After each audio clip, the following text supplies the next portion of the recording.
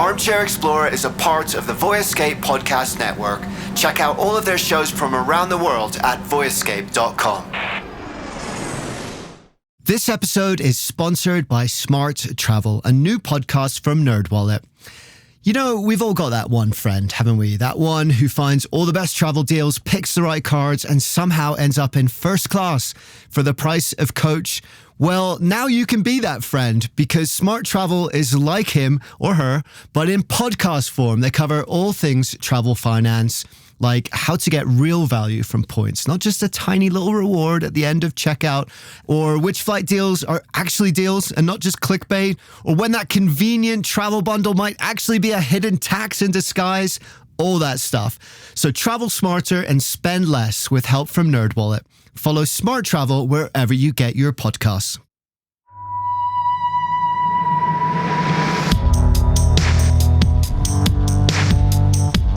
Hey guys, welcome to Armchair Explorer. My name's Aaron Miller. I'm a travel writer and your host. And today is the first of our performance episodes, and I'm really excited to share this one with you. It's where we showcase different music performances from around the world. And today we're joined by a guy called Ed Snodderly, who I met in Johnson City, Tennessee. He's a bit of a legend. Some of his lyrics, and the lyrics you're going to hear today are actually etched permanently in the Wall of Honor in the Country Music Hall of Fame in Nashville, Tennessee. He calls his music American Southern because it sounds cool. That's what he said. And it does, doesn't it? It's super cool to hear that kind of real, authentic Appalachian music that's infused with that kind of soul and spirit of the region. And this is really just one of those moments when you're on the road, when you're traveling, when you don't expect much and then something magic just happens. It was the end of the trip. We'd been actually 10 days going around Tennessee, listening to all sorts of different music. It was an amazing trip, actually. But it was the end of the trip. I was a little bit tired and I walked into Ed's bar. This was before the bar was open, so it was empty. And we sat down with Ed on the stage, just me and Jason, my producer, and Ed. And we talked about music, we talked about life and everything in between. And Ed played some songs for us and it was just incredible. I didn't expect much. I went in there tired, but I came out buzzing and wanting to join a band. And that's what it's all about. And that's what I hope you get a little glimmer of that too. So here's Ed Snodderly, and let's go with him now to the Diamond Stream. Yeah, welcome to the Down Home. Some cool place. Johnson City, Tennessee. Yeah. We've been here since June 18, 1976. I think we're into our 45, 6, whatever year it is. Kind of quit counting. It's not really important to count. It's just like your age. It's not really important. You know what I mean? I bet you had some cool people come through in the years. We've had lots of folks. We started off with a group from Chapel Hill called the Red Clay Ramblers. Really kind of a great old-time Tin Pan Alley original string band. And then we've gone from people from Coco Taylor, Willie Dixon, John Lee Hooker to Alison Krauss, and then people like Emmylou Harris just coming in. She got up here a time or two to play. And Townes Van Zandt, Guy Clark, just some all, Billy Joe Shaver, anybody. And a lot of people have met their mate here. It's amazing how many people have met their mate here. But so it's a really good place. It's kind of a community center. You know, if you're hearing this podcast, you can imagine kind of an upscale barn. It's all good barn oak. You can't hammer a nail in it without 4 or 5 attempts. You know what I mean?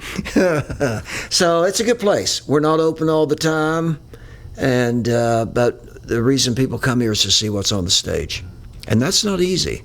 And there's not that many places that you can do that. You wish there would be one in every town, and people who live in those towns wishes, man, I wish we had a place to go listen to music. But this is why we're here. Yeah. So, the history of Tennessee music is founded on live music, right? But that's not something you can always find in today's world. Why is it important to support live music in Tennessee? It's important because, where we are is in the hills of East Tennessee, close to the mountains. A lot of stuff has come out of this area. People wanting to get out of the area. How do you get out? Hey, man, we could play music. Stanley Brothers. I mean, Johnny Cash on the other side of the state, or in Arkansas. I got to try to see if I can sing and get something going. So it's opportunity, and I think there's a lot of people here with a lot of poetry in their hearts and souls, and those who can sing about it. It comes from this sense of place, strong place here, sense of place. A lot of people feel it. So, you know, the birthplace of country music, all of those folks that came out of the hills to make the Bristol sessions. Also, too, there was the Johnson City sessions, not too long after the Bristol sessions. Some folks say the music quality is a little bit stronger with the Johnson City sessions, but both sessions got people motivated to going, man, okay, let's go sing, let's go play this old time tune, you know? It's just a special place. There's power in these mountains, and there's a lot of poetry here. Do you have a sense of keeping that history and tradition alive? Like, you talk about feeling the poetry of the place, being inspired by the place. Is that important to you, to keep that tradition of Tennessee music alive? And that's basically what I've spent my life doing, playing music, is using what I was raised with or what I know as memory, and it ends up being just automatically a sense of place.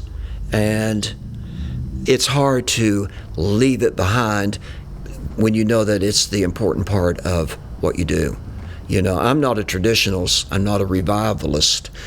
I like to mix it up. I mean, I started playing when the British invasion came. So, man, you know, and then I'm playing with my grandfather, who was an old-time fiddler. And he played down around Knoxville. He and his brother would go to old-time fiddlers conventions. They would do pretty good, come back with a ribbon. So we'd be at family reunions, and he'd go, so what are you listening to? I go, well, let's see, I think I've been listening a little bit to Bob Dylan. I've been listening to the Lovin' Spoonful. And I'd play a little bit. And so we would go from old-time Sally Gooden, climbing the golden stairs, to me strumming on the guitar best I could. I'd be 13 or 14, you know. So that integrated to me to go, my grandfather, good fiddle player, farmer, asking me, what are you listening to, was totally a way of blending the influences to make music, you know? So how would you describe your music? I know you say you have lots of different influences, but could you summarize it for us? I would summarize my music as learning from old-time records like Riley Puckett, you know, Maybelle Carter. That's the guitar side. Then moving into influences that were sort of coming around in the early 70s. I would hang out down in Nashville, being turned on to really good songwriters like, you know, Guy Clark, John Stewart, finding that, then going back to like Jimmy Rogers. Then just realizing what I got all the different sounds in my guitar. They're a little bit of rock and roll. They can be a little old-timey. I like to mix it up. Keep people thinking. I do write a lot of songs, and a lot of people say, I don't know what it is, but I like it. It's like, well, that's good, because I don't know what it is either, but I like it too. This song comes from Southwest Virginia. I found myself there, way down in the holler, seeing a friend. She had an invite to go to Chicago to have lunch with Studs Terkel. I said, yes, I'd like to go. She said, well, we got to learn a story with some music. I said, I'll come up and we'll rehearse. And then we went up and had lunch with Studs Terkel. But while I was there was a guitar in the corner. I picked up the guitar in the kitchen, and the way the curtains were blowing, outside that window I saw all these diamonds. The way the sun was shining on them, it made diamonds. So I got me a word to follow another word. Before long I had me a verse, before long I had me a song. And then I got a few diamonds on the guitar, because I've been playing the guitar long enough to find the diamonds on it. So I had me a song, I had my diamonds on my guitar. I was playing G, C, and D, the power of rock and roll. Changed the world, you know. May still change the world. So I had my song, and the diamonds disappeared because the sun started going down. And not long after, felt a hand come on my shoulder and a trembling voice kind of way. He said, boy, that's a mighty old song you're singing. I said, I just made it up. He said, I had me up a song one time. I called it The Winding Stream. I said, mine's called The Diamond Stream. He said, I know that, boy. I said, who might you be? It seemed like it took a long time, but that trembling voice came back and he said, boy, my name is A.P. Carter. I said, the same A.P. Carter that traveled to Bristol, Tennessee in 1927, wrote Keep on the Sun, anchored in love. He said, that's me, boy. I said, I thought you was dead. He said, being the fact that you're in my home county of Scott County, Virginia, in the foothills of the Clinch Mountain, I thought I'd better pay you a visit. I said, I'm mighty proud, A.P. He said, there's one thing, boy. He said, when you go out and you sing your song, no matter where it may be or who it may be for, you tell them. You tell them that I helped you write it. I said I would. Now I just did. And those diamonds came back and it sounded like this.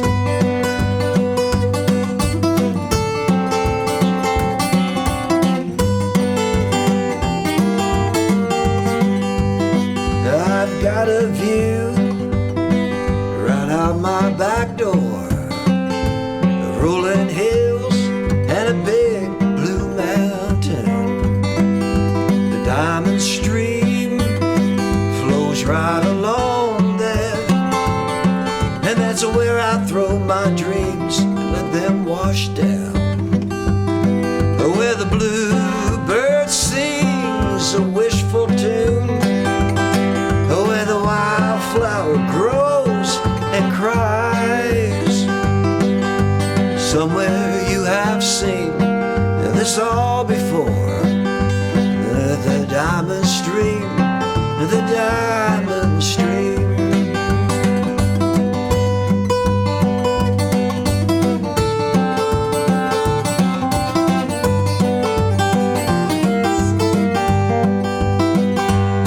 In the morning when I wake up, I'll call your name. I wonder if you remember me. Go down to the grassy side to see your face in the diamond stream, the diamond stream. Take that guitar.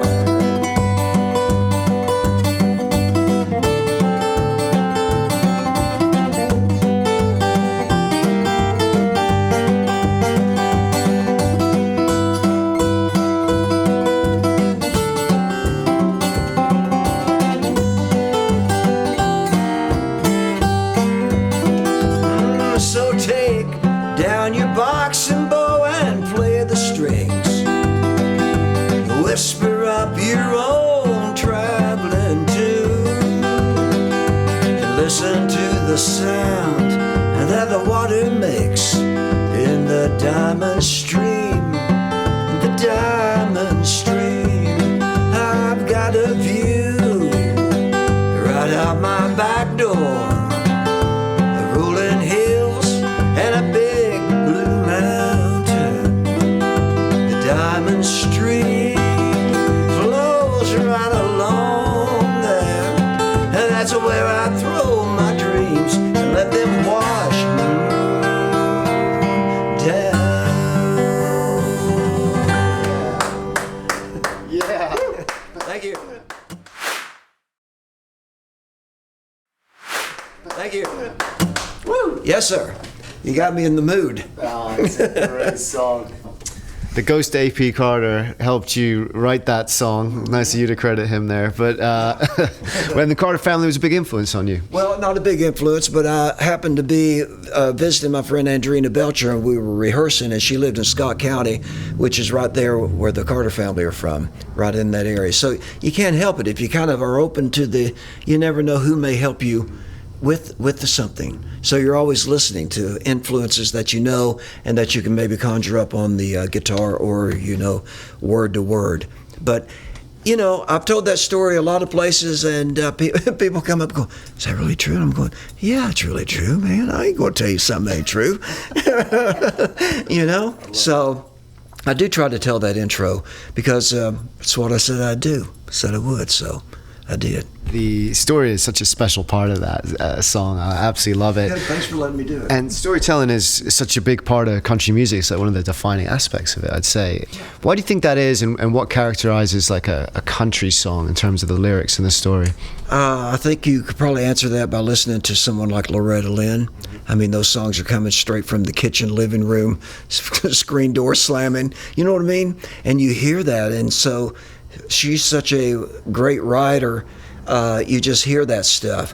I'm into the poetry of things, but it's just the nature of this kind of music. People are putting together what they feel and what they think is important to sing about, not about what someone else just had a big hit on. That music is not very connecting to a lot of folks. But looking for the soul and the heart of things, it doesn't have to be serious. It can be, I mean, Roger Miller, man, Kansas City Star. You can't get any better than Kansas City Star. That's what I are. You ought to see my car. You know what I mean? That kind of stuff. It's all good. It's just trying to make good stuff, and then in return, get people to come out and listen, maybe buy the recording, and then just go, man, thank you. I really like what that is about. And, you know, there are some great songs that get played on the radio, but more so there's more songs that are kind of under the radar where we hear the good stuff. Down Home is kind of under the radar kind of thing, you know, but it's a connection that is needed to have this opportunity for these people who are making this music for, first of all, the sake of making the music, secondly, trying to earn their living, and secondly, whatever number it is, just trying to fulfill their destiny of being an artist, and, you know, supporting that world. It's really interesting because you're talking about the spirit in which a song is written, right? That affects the way it connects with people. So do you think the intention behind the song at the moment of writing that song and performing it is part of the way in which we receive it? I think so. You're going to try to make you got your inspiration. That gets you going. Then you get, I like to say, getting a word following another word, getting that going. Then you kind of start feeling something going, you know. I'm a big fan of John Hartford, big fan of Norman Blake. I'm a big fan of those guys that were pushing the envelope a little bit, creating different kind of sidetracks of song material. So you get going on it, and then you know, he always said, never write a song you don't want to sing for the rest of your life. You know, and he wrote one of the greatest songs that's always recorded, That Gentle on My Mind. But he wrote a lot of other great songs. Norman wrote some great songs. All kinds of people write great songs. But you never write something you don't want to sing the rest of your life. And then you get up and perform it. If the song's good enough, you can put your heart into it or make it fun and it connect. But that's where the hard work is. You mentioned in your last song, rock and roll changed the world. Yeah. Why do you say that? GC&D, you know, the Ramones, I don't know, Woody Guthrie, GC&D, John Prine, GC&D, Little Brown Jug, GC&D, old time music, 3 chords, Harlan Howard, 3 chords and the truth, blah, blah, blah, blah. Just GC&D. You know, you got the grunge, you got Louie. It's just GC&D or CF and G, whatever you want to play it in. I just said it changed the world because it did. And, you know, we shall overcome. A few songs, you know, all the political things. I don't know. It just sounds good to say GC&D, it changed the world, and maybe it still can, you know? Yeah. That's one of the stories that we're trying to tell in Memphis as well, and is the idea that kind of black and white music came together for the first time to create rock and roll at a time where the civil rights was at its peak. You talked about the way that music can connect people. Do you think there's something there, right? Like that rock and roll was born at the time of the civil rights movement. It kind of became the soundtrack to that and helped fuel that movement. Yeah, I think it came from people realizing, hey, I got a little power. Will you hear me? I need to tell you something. This ain't fair, what's going down. So you sing about it, you know, that, Yeah, that's a pretty powerful thing, and then all that stuff comes together.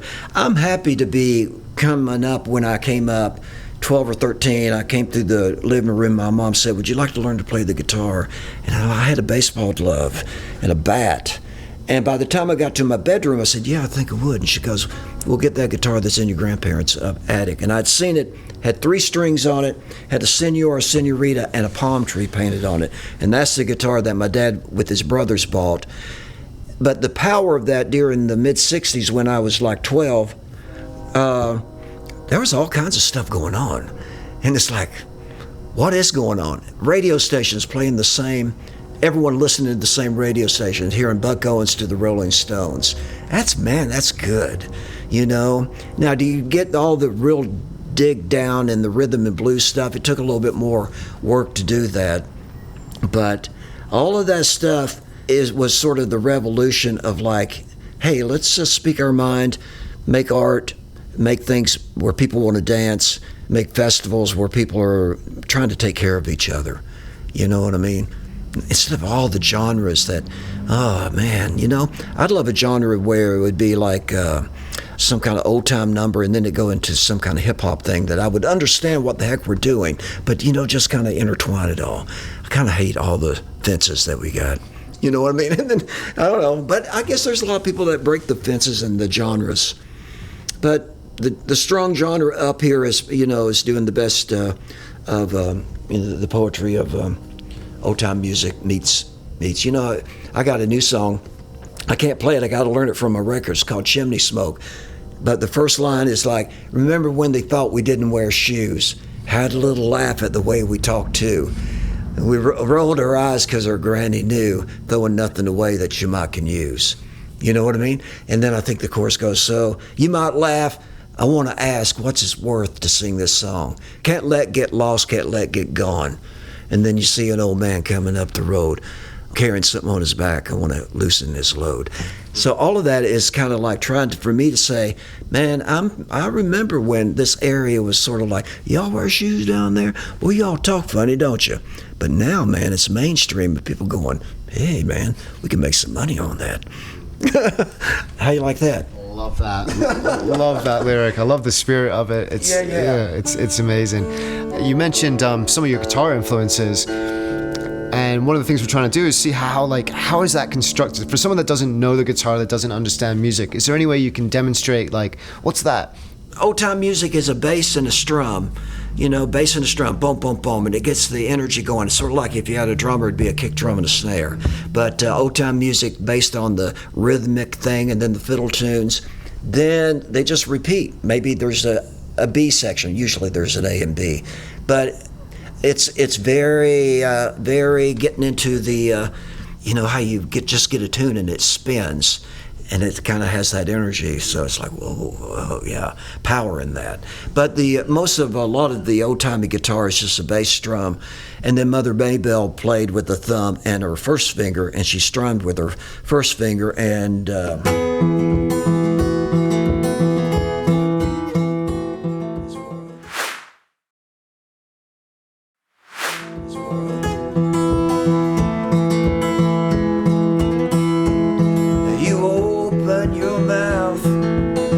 it's all south.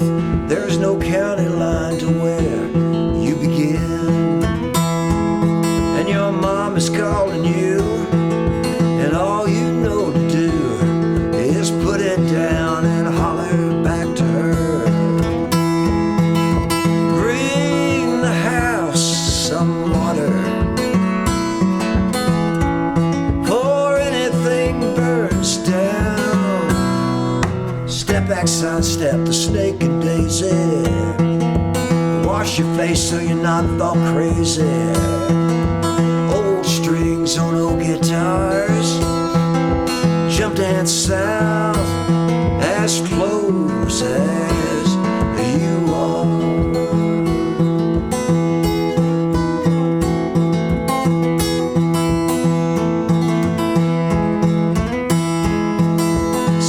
On the stove, God bless my nose, there's popping in heaven's frying pan.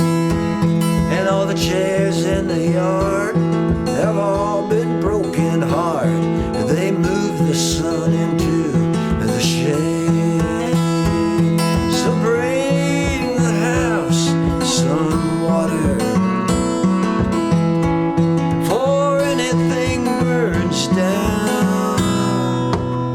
back, sidestep the snake and daisy. Wash your face so you're not thought crazy. Old strings on old guitars. Jump dance south as close as you are. Every morning when the sun comes rising, you can hear a wheeler pull it down. You can hear some band playing the glory, sounding like 100 years from now. I'll play that 100 years from now, music.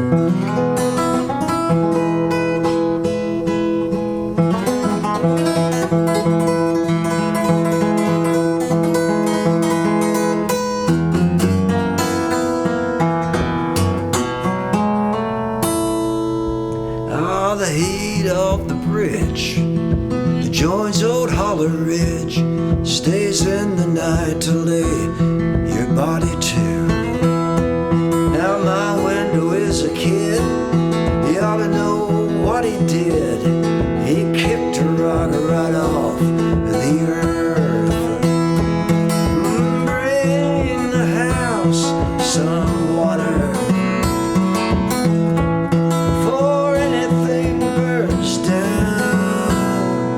Step back, sidestep the snake and daisy. Wash your face so you're not thought crazy. Old strings on old guitars. Jump dance south as close as you. Jump dance south as close as you. Jump dance south. Come as you are.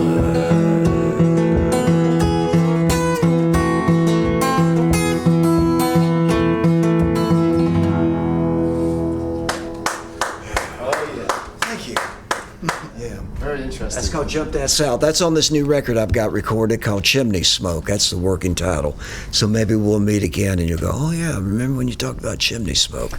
Yeah, but it's got some good songs on it. I'm excited about it. Anyway. What does that song mean to you when you wrote it? Jump Dance South is kind of jumping around a little poetry of like Jump Dance South. Oh, look out now for the snake and daisy. The two things, you know. You got the flower, you got the little bit of trouble there. Keep up with the snakes, you know. Yeah, the words came from my just upbringing of something on the stove. God bless my nose. That's my mama, who was a good cook. And she passed away in 2018 and at 91, and I am missing some good food that she used to cook.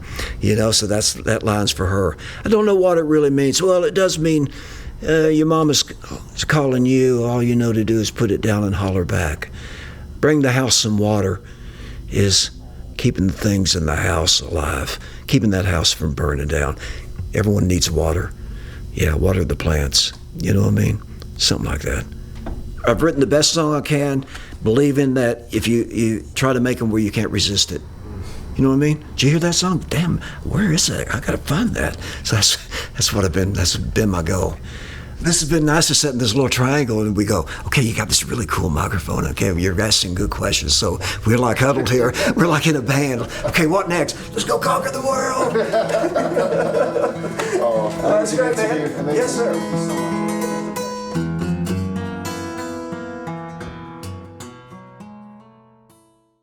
I'm Max Hortzorn, host of the Go Nomad Travel Podcast. Every week, I bring you a short 5 to 8 minute escape to somewhere unexpected. I cover the kinds of travel stories you don't hear anywhere else, quirky destinations, unusual adventures, and people who make the world endlessly interesting. If you love discovering new places but don't have time for a long show, these bite-sized episodes are perfect for your commute, your walk, or your coffee break. Join me on the Go Nomad Travel Podcast and explore the world in just a couple of minutes. If you want to travel more, ideally in luxury, but without the luxury price tag, this show is for you. I'm DeAndre Koch, and on Revolutionizing Your Journey, I use my unique vantage point as a financial advisor to break down exactly how my wife and I leverage credit card points and miles to fly business class, stay at 5-star resorts, and take bucket list trips for a fraction of the cost. Each week, I share real strategies packed with actionable tips and interview some of the smartest travelers in the game to help you revolutionize the way you travel. Travel well, live boldly, and find Revolutionizing Your Journey wherever you get your podcasts.